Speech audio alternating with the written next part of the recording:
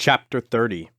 And Moses spake unto the heads of the tribes concerning the children of Israel, saying, This is the thing which the Lord hath commanded.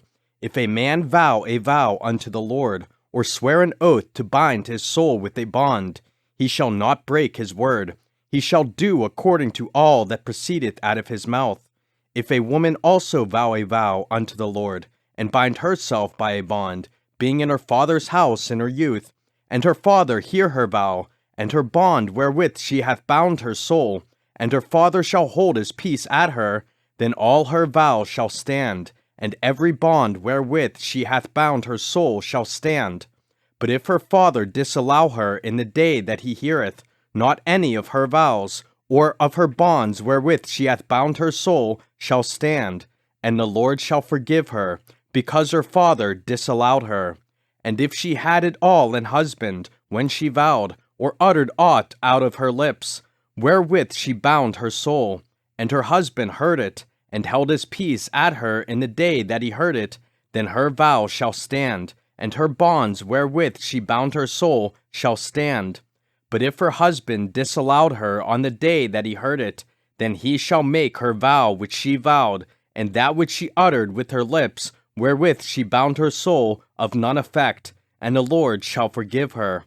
But every vow of a widow, and of her that is divorced, wherewith they have bound their souls, shall stand against her.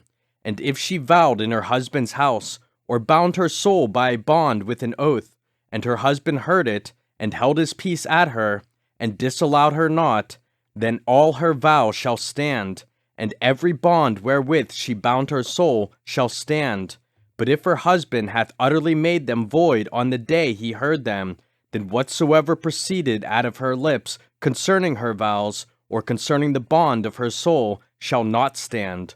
Her husband hath made them void, and the Lord shall forgive her. Every vow, and every binding oath to afflict the soul, her husband may establish it, or her husband may make it void.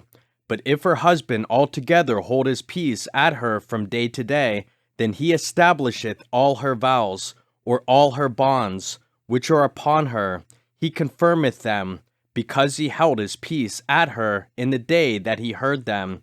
But if he shall any ways make them void after that he hath heard them, then he shall bear her iniquity.